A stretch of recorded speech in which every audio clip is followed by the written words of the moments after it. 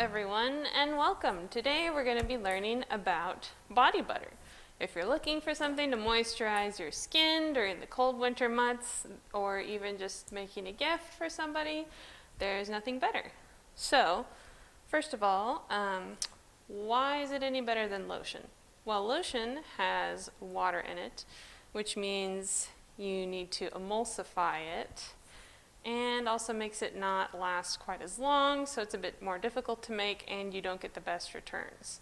Whereas with body butter, you can make it with only minimum of 2 ingredients, and it can last up to 6 months if bacteria is not introduced to the mixture with dirty hands. So let's get started. Okay, so the 2 main ingredients you're going to need are the butter and the carrier oil. Now, some of the best butters to use are shea butter, mango butter, and cocoa butter. They're all a similar price range. You can find them online. And this is going to be kind of the main part of your body butter. And if you find the mixture of the main oil, butter, and the carrier oil to be a little too greasy, you can add starch in the mixture. Also, to give it a nice scent, you can add essential oils. And for the amounts, you'll need to check the bottle.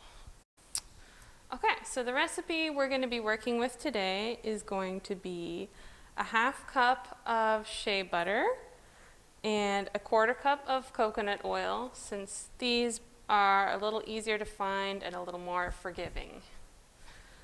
And so we're going to measure them out into our double boiler here.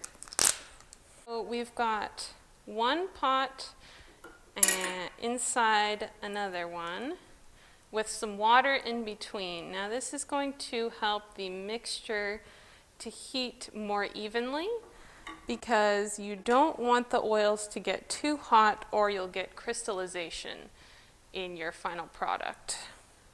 Now, if you're using a liquid oil for the carrier oil like almond, olive, or grapeseed, there's quite a variety. You may want to add the carrier oil after removing the butter from the heat. Some recipes do it that way. You'll have to experiment and see what works best for you. But for us, we're going to mix our oil and our butter together in here.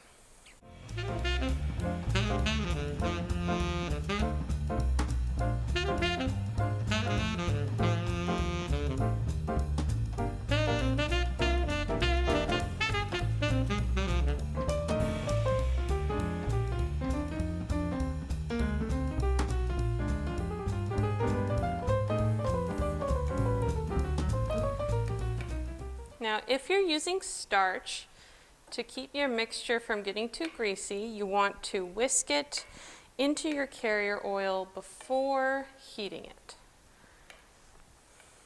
Now we're going to make sure the mixture doesn't burn. Keep stirring until it's fully melted.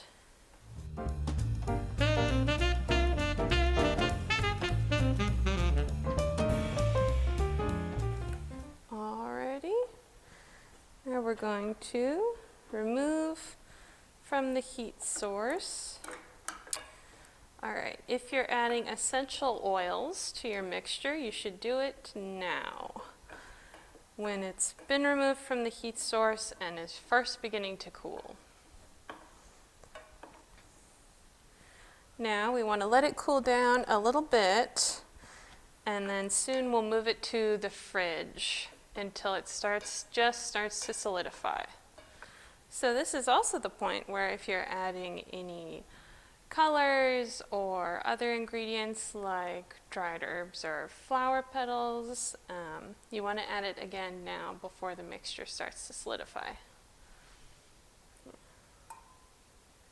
All right, so once your body butter has started to solidify, it's time to whip it.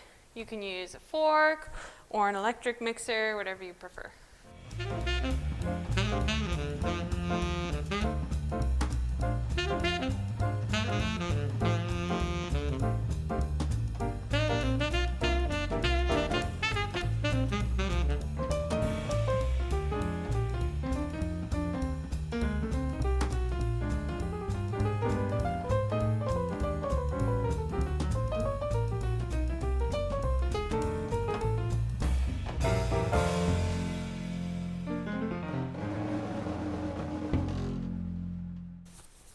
So you'll need to whip until stiff peaks form, just like you're making whipped cream.